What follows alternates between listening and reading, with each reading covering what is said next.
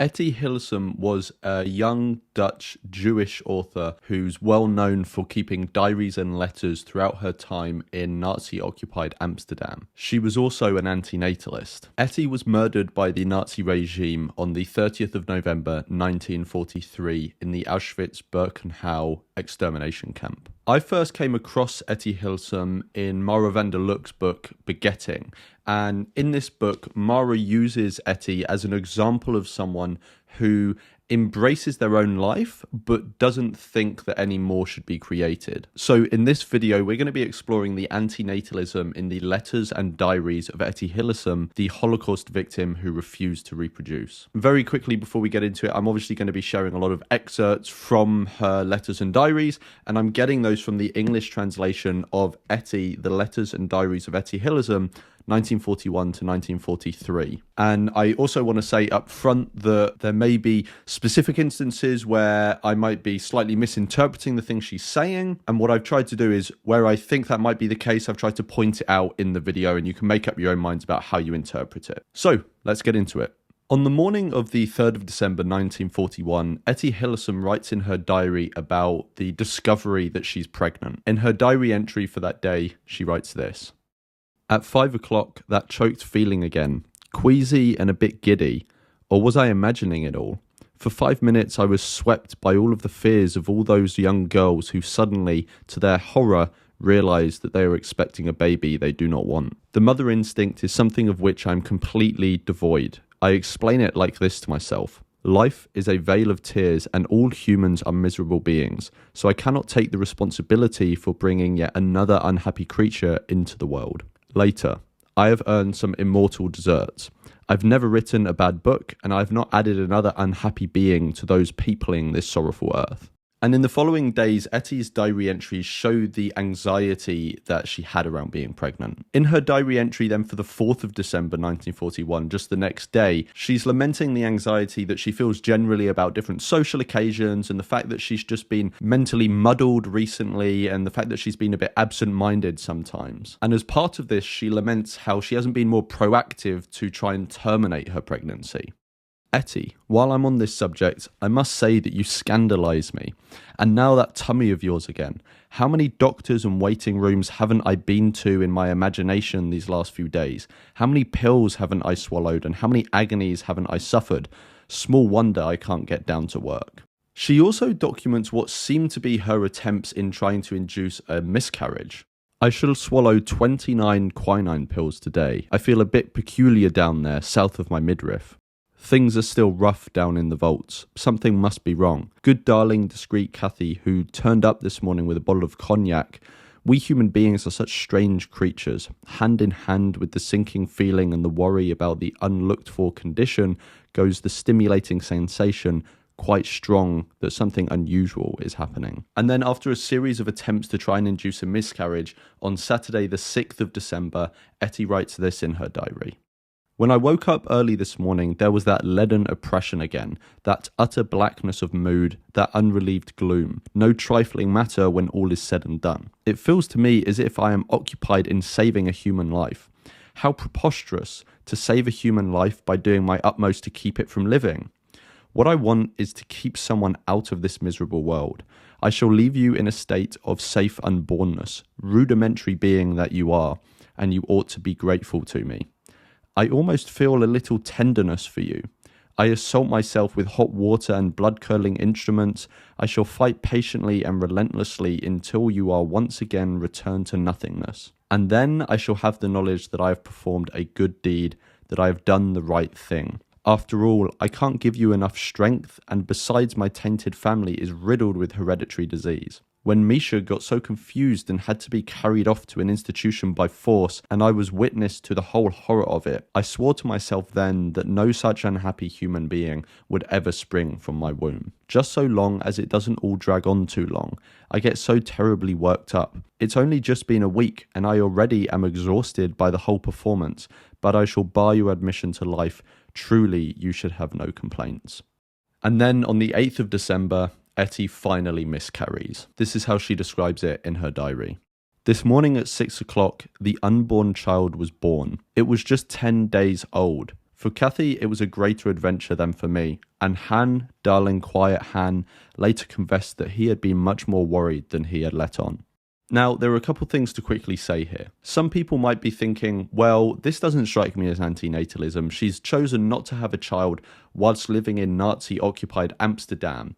Surely most people would choose not to reproduce in those circumstances. And whilst that is a natural thought to arise, I think it's misled. First off, people procreate in all manner of grim conditions, in active war zones and conflict zones, but even people who knowingly create a child that has some sort of hereditary or genetic condition that guarantees them a short life. The second thing is that Etty doesn't actually mention the war or the Nazi occupation in her writings about the unborn child, and Mara van der Lugt actually addresses this in her book as well. When speaking about her motivations not to create a child, Etty references broad features of human existence, not specific conditions that are local to her. But now some other people might say, well, she does actually reference her brother, Misha, who struggled with his mental health, and she potentially just wouldn't want to pass on those genes. That's not particularly antinatalist, that is just something about your specific genes. But again, I don't think there's a particular reason to think that that is the be-all and end-all of her antinatalism. She does mention her brother's struggles with his mental health, but I think that is a reference to something in her personal life that connects with her broader views about creating a child, rather than it being the sole motivation for her not to want to create a child. Remember, she says this in her diary: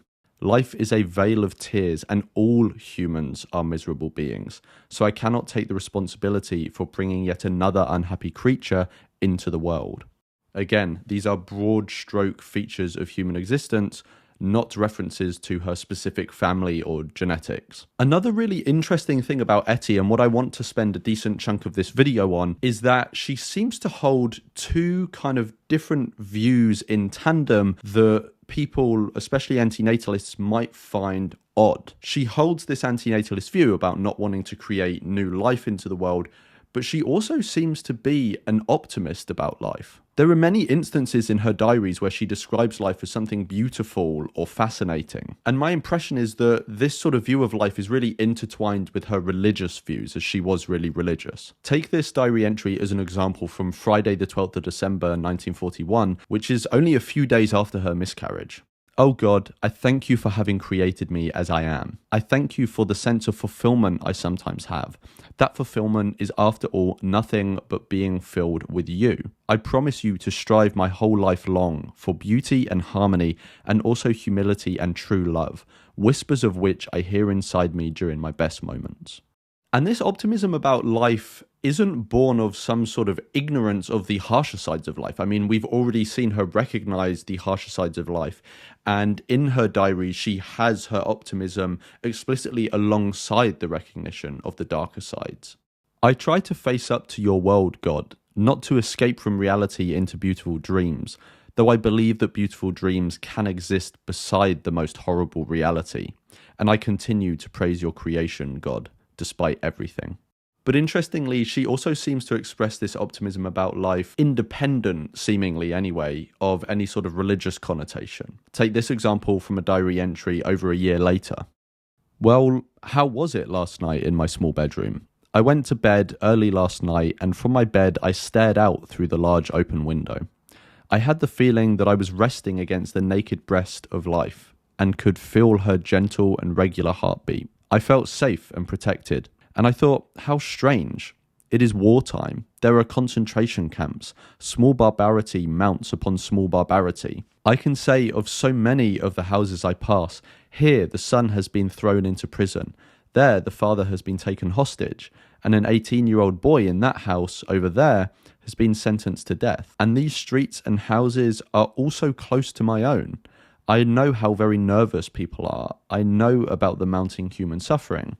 I know the persecution and oppression and despotism and the impotent fury and the terrible sadism. And yet, at unguarded moments, when left to myself, I suddenly lie against the naked breast of life, and her arms round me are so gentle and so protective, and my own heartbeat is difficult to describe. So slow and so regular and so soft, almost muffled, but so constant as if it would never stop.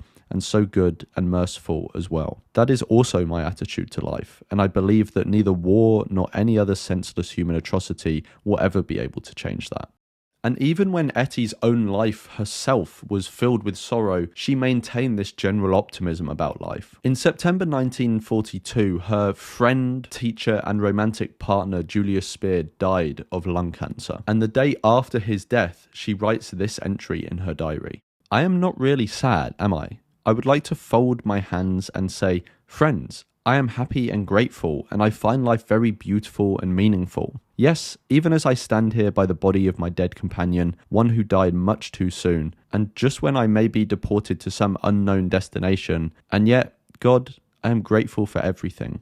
And you can even see reference in that passage to the growing oppression of Jews and other people in Nazi-occupied areas of the world, with the risk of deportation to concentration camps. Now, many people, let alone antinatalists, might find it odd that she holds these two views in tandem. That Etty was an antinatalist and rightly recognised the brutal sides to reality, but that she was also seemingly an optimist about life. So this for me kind of raises the question, do you need to have this inherently negative view of life to be an antinatalist? Personally, I don't think you do. Don't get me wrong, I do view life in that way, but I don't think you need to inherently have that negative view of life to be opposed to creating new people. You can be happy with and content with your own life, whilst also recognizing that life more generally does contain a lot of suffering, as Etty does, as she calls it, a veil of tears, and recognize that it's better not to create it. Another thing to recognize is that whilst Etty does recognize the suffering in life more broadly, she also actually kind of implicitly makes a risk argument for antinatalism. Remember when she references not wanting to create a child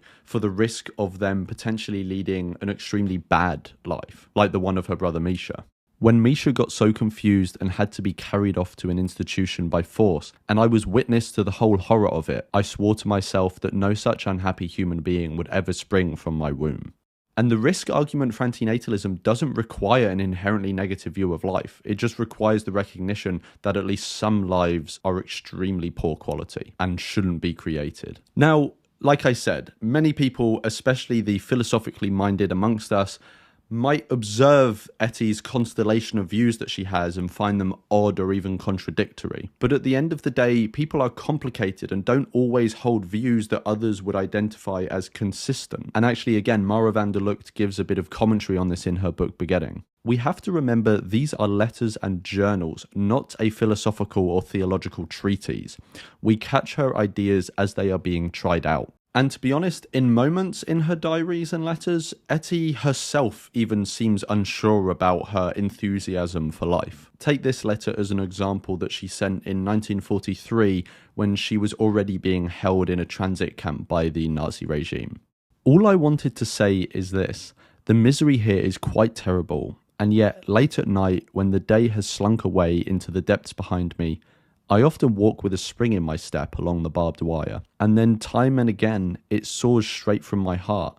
I can't help it, that's just the way it is, like some elementary force, the feeling that life is glorious and magnificent, and that one day we shall be building a whole new world." It's that line that she can't helps it that seems to be some recognition of the fact that perhaps this sort of enthusiasm for life, particularly in the context that she's in, is perhaps some way occurring to her as inappropriate. Again, especially because she's aware of the sufferings of the world. She even in another entry references the fact that she thinks that her love for life isn't even particularly grounded or anchored in reality. Regardless of all this though, she's found a way to hold these two views and balance them in tandem. A love for life, but a rejection of creating it. And personally, I actually think it's good that we have examples like Etty in the rich history of antinatalism. If all antinatalists were alike and we didn't have these different kinds of antinatalists, it would be a less interesting history, but it would also be a history that fewer people today could connect to, because at the end of the day, different people are different and they connect to different kinds of people. Etty Hillesum refused to create a child and as a result spared that child from the harms of coming into existence. Harms that in this case would have extremely likely been really gruesome. Of course, it'd be inappropriate of me to do this video given the context without reference to the specific horrors of the Nazi Holocaust. To share just a little of the detail on that, I want to actually draw from Etty's diaries and letters. The following two pieces of writing are taken from letters that she sent to friends while she was being held in the Westerbork transit camp. Westerbork was essentially a staging ground for the deportation of Jews out of the Netherlands. Etty was later deported from Westerbork out of the Netherlands and to the Auschwitz-Birkenau extermination camp, where she was murdered by the Nazi regime. The misery here is really indescribable. People live in those big barracks like so many rats in a sewer. There are many dying children, but there are many healthy ones too. One night last week, a transport of prisoners passed through here. Thin, waxed faces. I have never seen so much exhaustion and fatigue as I did that night. They were being processed. Registration, more registration, frisking by half-grown NSB men, quarantine. Early in the morning, they were crammed into empty freight cars. There was a moment when I felt in all seriousness that after this night, it would be a sin ever to laugh again. When I think of the faces of that squad of armed, green-uniformed guards, my God, those faces. I look at them, each in turn, from behind the safety of a window, and I have never been so frightened of anything in my life. I sank to my knees with the words that preside over human life, and God made man after his likeness. That passage spent a difficult morning with me. After a night in the hospital barracks, I took an early morning walk past the punishment barracks, and prisoners were being moved out. The deportees, mainly men, stood with their packs behind the barbed wire. An old acquaintance, I didn't recognize him straight away, a shaven head often changes people completely, called out to me with a smile, "If they don't manage to do me in, I'll be back." But the babies, those tiny, piercing screams of the babies, dragged from their cots in the middle of the night to be carried off to a distant land. Or the terrified young boy. He had thought he was safe. That was his mistake. And when he realized he was going to have to go anyway, he panicked and ran off. His fellow Jews had to hunt him down. If they didn't find him, scores of others would be put on the transport in his place. He was caught soon enough, hiding in a tent, but notwithstanding, all those others had to go on the transport anyway, as a deterrent, they said. 50 victims for one moment of insanity. In the afternoon, I did a round of the hospital barracks one more time, going from bed to bed. Which beds would be empty the next day? A young girl called me. She was sitting bolt upright in her bed, eyes wide open. This girl has thin wrists and a peaky little face. She's part paralyzed and has just been learning to walk again between two nurses, one step at a time. "Have you heard? I have to go." We look at each other for a long moment. It is as if her face has disappeared. She is all eyes. Then she says in a level grey little voice, "Such a pity, isn't it, that everything you have learned in life goes for nothing, and how hard it is to die." If I were to say I was in hell that night, what would I really be telling you? I caught myself saying it aloud in the night, aloud to myself and quite soberly, so that's what hell is like. Ultimately, if Etty Hillesum was alive today and we were able to ask her if she still thought that life was beautiful or what she thought of antinatalism now that it has a name, who knows what she would say. All we can say is that in the diaries and letters that she left behind, she expressed an antinatalist view that was based in the sufferings of the world. To me, that is enough for her to be remembered in antinatalist history. Let me know what you think in the comments below, and I'll see you in the next one.